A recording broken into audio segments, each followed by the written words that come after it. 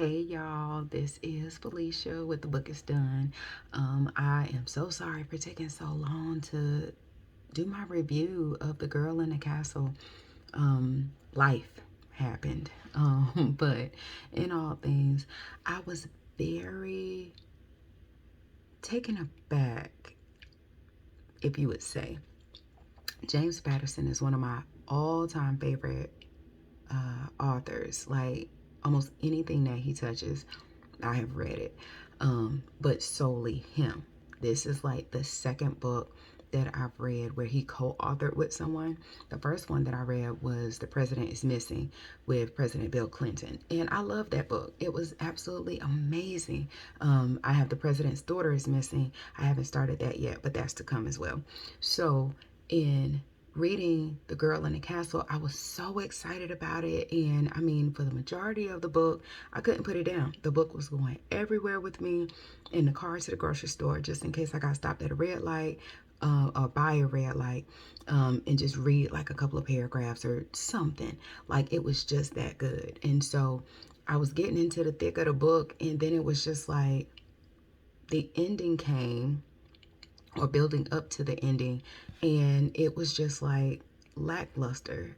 Like, I was literally disappointed. I was so disappointed that, like, I legit took the book back to the store, just because I was so, I think my expectations were of a traditional James Patterson book where it's just like, when you read it, your breath is taken away, and it's just like, oh my goodness, I can't wait to get to the next book. Like, prime example, the Alex Cross series.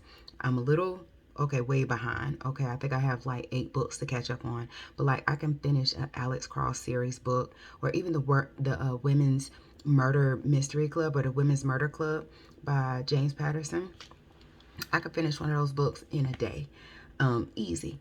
And I'm super behind on that too, but all is well. So with The Girl in the Castle, I was just like, my expectations were higher, and I expected more. It just, like, the ending with the James Patterson book, it kind of builds up to the ending, and he has like short paragraphs where it's like a page, or not paragraphs, chapters, I'm sorry. So like, one chapter would be like a page and a half, if that. So like, normally in James Patterson books, the chapters leading up to the end, I would say maybe it's like 15, 20 chapters that's leading up to the end, just like a crescendo.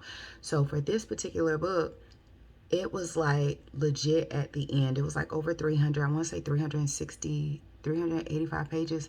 It was like when I got to page 345, 350, if that, it was like building up to the end. And then it was like 7 years later. And I was just like, okay, what happened? So it was like a disconnect somewhere. Like, the ending was there. I felt like if they had a deadline, they were rushing to meet the deadline. I think the co-author's name is Emily Redmond. Maybe they had a deadline that they were like really, really close to, like, not finishing the book, and they just put an ending on there. That's what it felt like. I've never taken back a James Patterson book before, like, never. So I was just, it literally took me like a day and some change to just kind of get my bearings and be like, what in the world did I just read? Like, it was so good, and the end was just like, ugh. So I don't know, but I am glad that I read the book. I don't know if those two will collab again or not.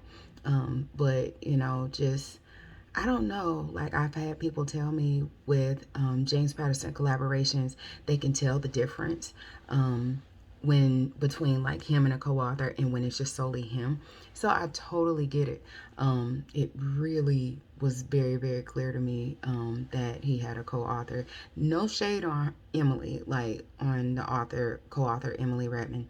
I feel like, I don't know what part she read, what part she wrote, what part they collaborated on. I'm not sure, but very disappointed in that book. Extremely disappointed. So I am sad about that. But of course, I have so many other James Patterson books that I have to read. Run, Dolly, Run. Like I said, The President's Daughter is Missing.